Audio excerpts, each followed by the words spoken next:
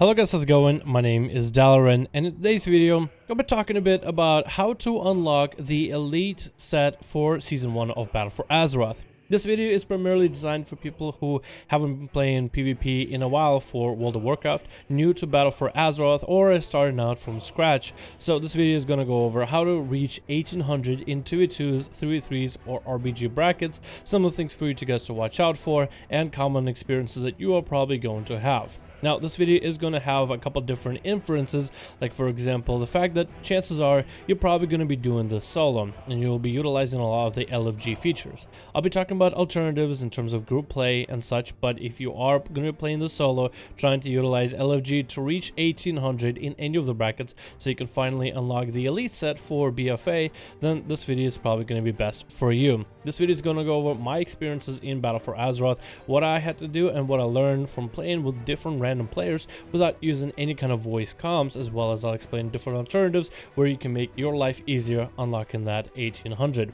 Anyway, let's get into the video. First thing I want to talk about is 1800. If you're someone who's been experienced in World of Warcraft before, if you jump in with a buddy and you guys hit 2k in previous seasons, it's actually pretty the same. The meta hasn't changed too much, a lot of the classes work with one another, and if anything, there's a lot more spec class combinations that can work.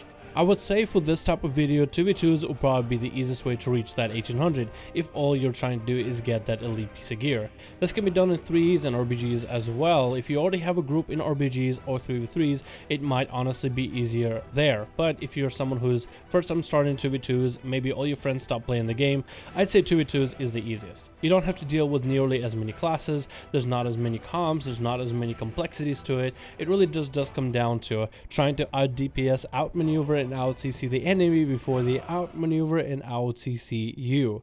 In this video particularly, we're going to be talking about rogues. I'm someone who is an Outlaw rogue main, so a lot of my footage will be from an Outlaw rogue perspective. But if I had to recommend somebody to play a spec that's going to be definitely a much easier experience than what I had on an Outlaw, that's the purpose of this video. I will try to kind of can my adoration for Outlaw to give you guys the best spec possible. I want to give you guys objectively the best spec in the game that you can use in order to push your rating. Talk a bit about some of the different healers that you can run with in terms of comps and such, and just give you guys as easy over time.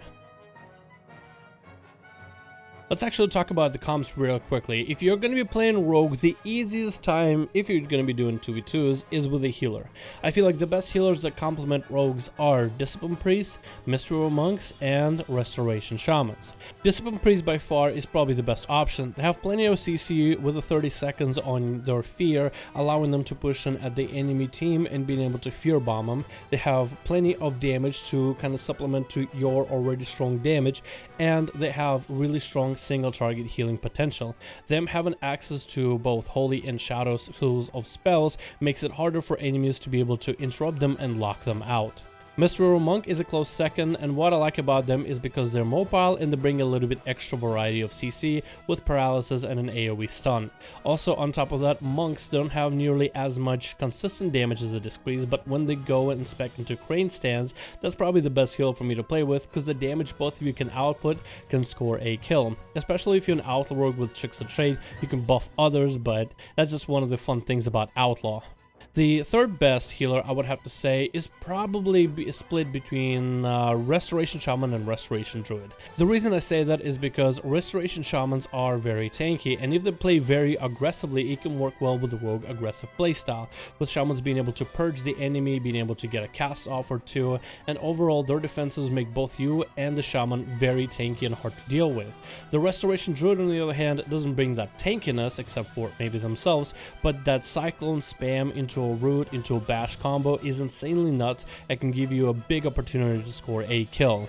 Holy Paladins and Holy Priests are okay, and I would say they're decent. Holy Paladins is not terrible either, can sometimes have some damage with them as well, but not nearly as much damage as the other specs, not nearly as aggressive as the other specs. For Rogue, you can technically play with those if you have a friend who's a Holy Priest or a Holy Pally, but if you want to push rating and you want to get higher rating and you want to have an easier experience, I would choose one of the top 2 or even top 3/4 classes I mentioned earlier. Let's first talk about the best spec to use to push that first time 1800. This is especially going to be helpful for you guys who are brand new to Rogue and are just trying to find the easiest way to reach it. If you are going to be playing with random people on LFG, and if majority of you guys are not going to use any kind of voice comms whatsoever, I feel like the best spec for this is Assassination.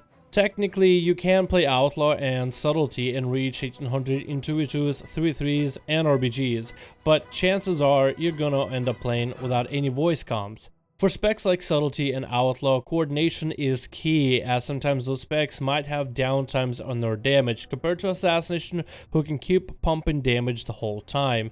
Subtlety, for example, is a spec that's doing pretty low on damage, but has insane crowd control. Combine that together with a great healer or another DPS, you can actually chain CC on the healer while obliterating the DPS. If you're an Outlaw Rogue main, then you'll have great solo CC on the healer and moments of damage depending on your buffs, but because of your buffs, you're not always going to have consistent uptime like Assassination. Both Outlaw and Subtlety require a little bit more coordination with your partner, and because of that, voice comms might be needed unless the partner has experience playing with rogues.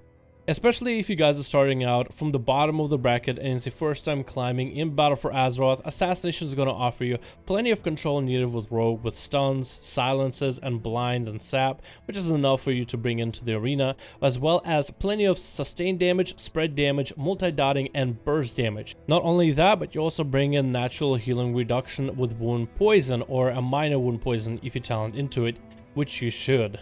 Assassination is a spec that's all about self-sufficiency, so if you're trying to take yourself to 1800, not having to always rely on another partner, Assassination might be the best spec for you with damage alone.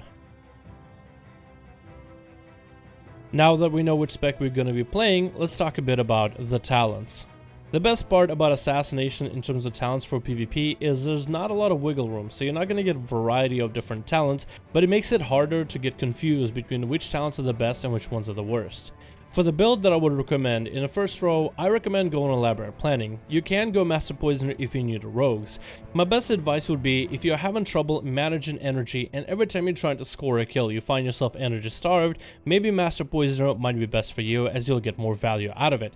If you're having a problem managing your energy and making sure that you have top energy when you're going for the kill, elaborate planning is going to suit you better.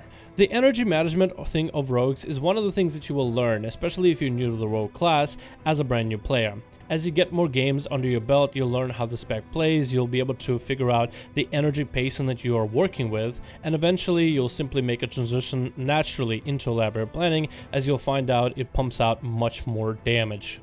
In the second row, Subterfuge is the best option. It offers you plenty of damage increase for your Garrote in the opener, but also gives you room to get multiple different CC whenever you're opening on targets, so you can get things like double cheap shot on 2 targets or double Garrotes if you wish.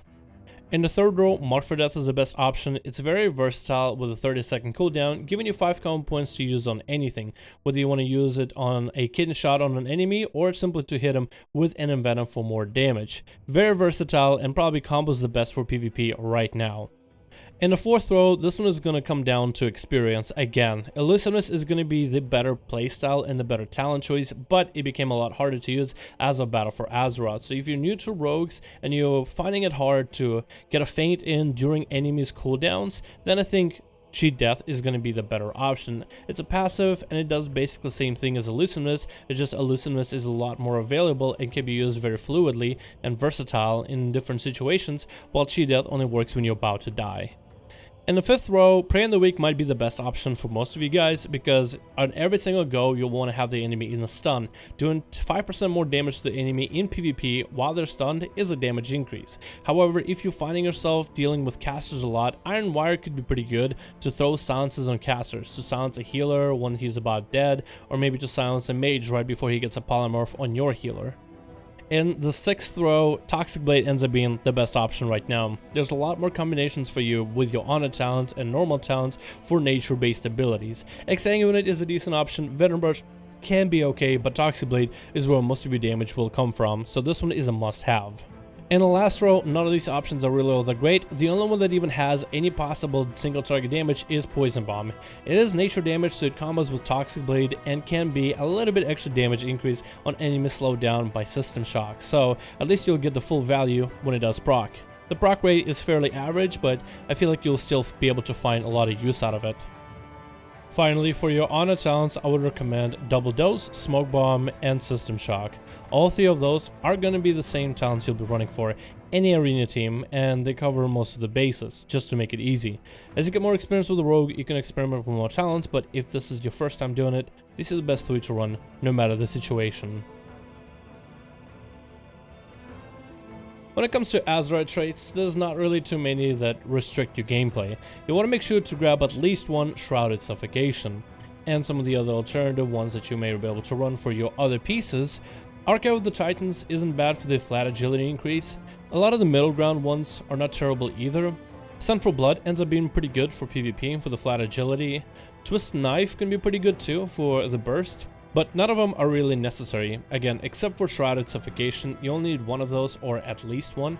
Shrouded Suffocation gives you more damage on your Garrotes in the opener, and generates more common points when you use it from stealth. This allows you to be able to use a couple of those Shrouded Suffocations in the opener with Subterfuge, which also increases the damage of your Garrote, allowing you pretty beefy openers. The next we'll talk a little bit about rotation, but not exactly your full rotation. If you guys want to get a baseline guide for Assassination Rogue PvP, maybe to refresh yourself, I have a link down below to my guide that I made at the beginning of Battle for Azeroth, Basic Assassination Rogue PvP Guide. In this video though, we will be talking about some of the burst openers to set up, your stun lock setups, what you will be using in arenas in order to help you score a kill, whether you're using it from opener or whether you're using it at a later time, things to watch out for, and the rotation you will need in order to score a kill. For Assassination on damage, it's simply a lot of moving parts. You want to make sure to have Garrote on your target and Rupture basically at all times. So how would you want to do a powerful opener where you want to set all those things up while still being able to pressure the enemy at the start of the game? One of the openers is going to be marked for a Kidney Shot to stun lock the enemy using Garrote, which will build 3 common points into a Rupture. Now you have both of your bleeds set up and ready to go. From there you're building 1 Mutilate, whatever you end up getting, and if you are close to 4 common points or 5, you'll hit him with a Toxic Blade, and whatever common points you get out of it you can go into Envenom, allowing you early damage, early poison damage, early bleed damage to set yourself up. From there, maintain your dots and keep building common points and sinking them into your damage over time abilities until you have a go. Every single one of the goes that you'll be able to do is every 30 seconds you have Mark for Death available. As an Assassination Rogue, there's multiple ways of doing it. First of all, you want to make sure to maintain your dots the whole time while you're trying to set up a go. What you want to do for your go is to have full dots available on the enemy team, couple common points, as well as full energy before you really want to get it going. You want to throw the enemy into a full kidney and you want to bombard them with damage. Once they're in a full kidney, you can either use Vendetta if you wish and continue with your burst, or hold that Vendetta for a better time. Maybe there's a better setup, or you think you can force a trinket right then and there. It's part of the mind game that you'll end up playing.